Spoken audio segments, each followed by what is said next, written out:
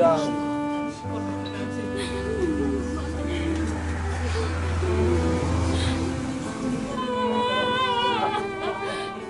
tangis seorang komandan pasukan pengibar bendera di Kecamatan Lintang Nihuta, Kevin Selaban, pecah saat melihat jenazah sang ayah yang sudah terbujur kaku.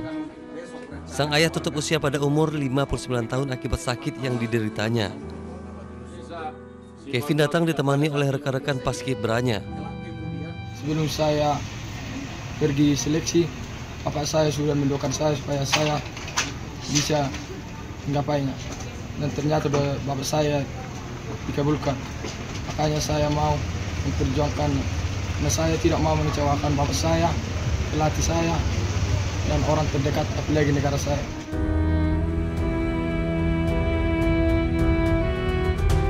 Sebelumnya, kabar duka datang saat Kevin baru selesai pengukuhan paskibra 2 hari sebelum upacara kemerdekaan. Di tengah duka yang ia alami, Kevin tetap fokus menjalankan tugasnya sebagai komandan pasukan paskibra yang berjumlah 46 orang.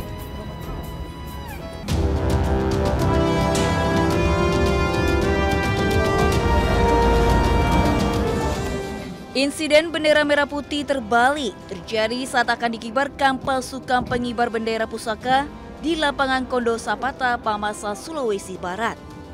Bahkan saat insiden terjadi, Kepala Bagian Protokoler Pemda Mamasa, Demayelo, bergegas membantu 3 anggota paskibraka untuk memperbaiki bendera. Setelah diperbaiki, ketiga paskibraka pun mengikat ulang bendera dan upacara dilanjutkan kembali dengan lancar.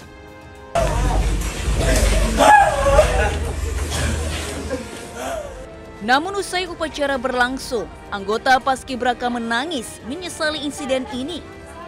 Sementara Ketua Panitia memastikan jika insiden terjadi murni ketidaksengajaan dan meminta tidak menjadi polemik berkepanjangan.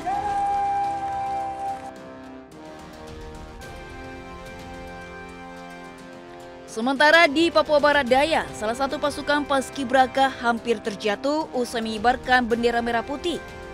Diduga insiden ini akibat kelelahan ditambah cuaca yang panas. Beruntung 2 rekannya dengan sigap menggandeng dan menyelesaikan tugas sebagai pasukan pengibar bendera dengan sempurna.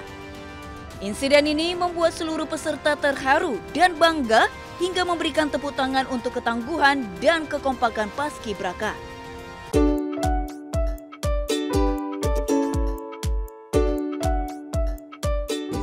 Memperingati HUT ke-80 kemerdekaan Republik Indonesia, berbagai tempat menggelar beragam lomba yang unik dan menarik.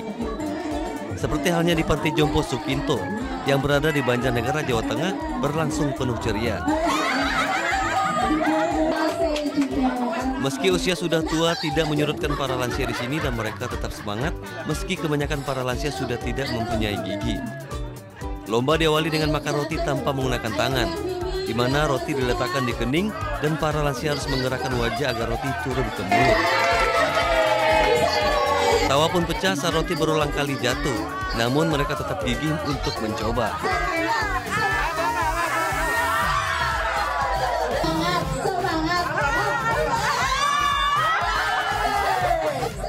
Selain itu, suasana tak kalah seru terjadi saat lomba makan kerupuk. Beberapa lansia mengaku kesulitan menggigit kerupuk karena gigi yang sudah tidak lengkap. Namun tantangan itu malah membuat suasana semakin meriah.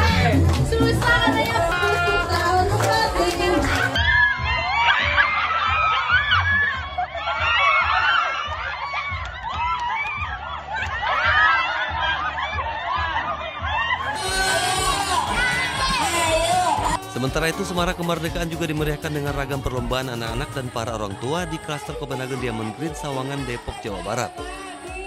Puluhan anak-anak antusias mengikuti lomba balap kelereng, hingga lomba memasukkan bendera merah putih ke dalam botol. Tidak kalah seru, para orang tua juga adu kekuatan dengan lomba tarik tambang dan lomba ketangkasan dengan mengumpulkan koin di pepaya yang dilumuri susu dan kopi.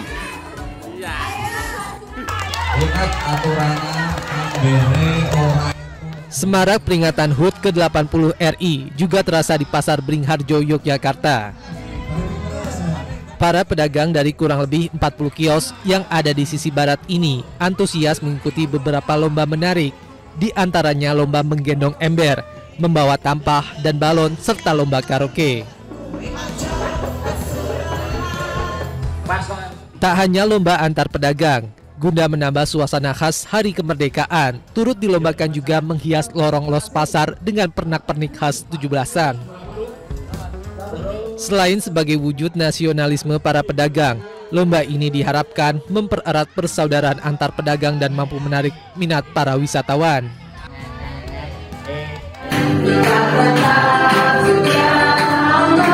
Nangis lagi. Kaum lanjut usia tidak mau kalah dengan anak muda yang menggelar lomba 17-an. Di ruang Aula Panti Wereda Pengayoman Wonodri Semarang, para lansia memakai baju merah putih memegang bendera kecil bersemangat untuk mengikuti lomba antar lansia untuk menyemarakan HUT RI. Berbagai lomba digelar dengan penuh keceriaan dan menyiratkan pesan, salah satunya lomba memilah biji-bijian.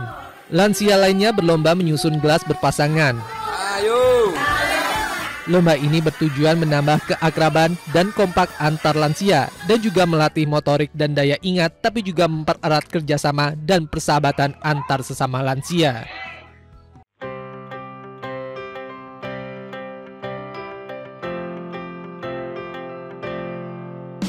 Puluhan orang berkebutuhan khusus mengikuti lomba melukis pada momen perayaan kemerdekaan di halaman gedung Keragan Dapur Indonesia Garuda Biru di Jati Asih, Bekasi, Jawa Barat.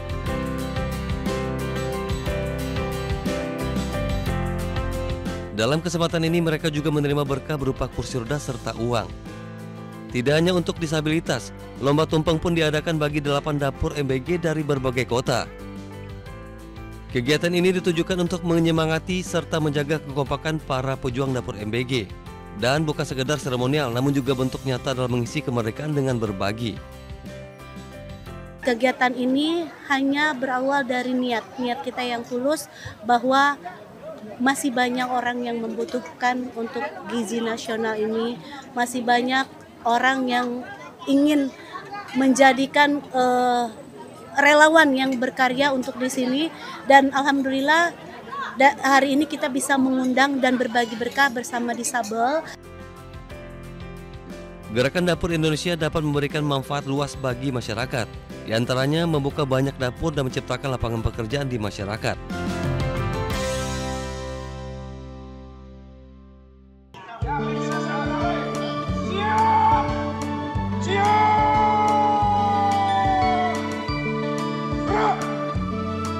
Kegiatan diawali upacara bendera di gudang tembakau di Kecamatan Larangan, Pamekasan. Upacara yang dihadiri ratusan petani dan pedagang tembakau sekaligus menjadi awal pembelian hasil panen dengan harga antara Rp50.000 hingga Rp70.000 per kilogram. Pada musim panen tahun ini diharapkan bisa terserap hingga 80.000 ton tembakau. Petani tembakau ini selama ini berperan penting untuk perekonomian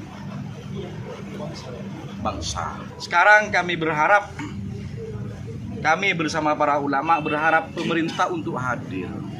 Jadi ini sebenarnya konvoi ini juga bertujuan kita ingin memberitahu, ayolah petani ini juga dilihat.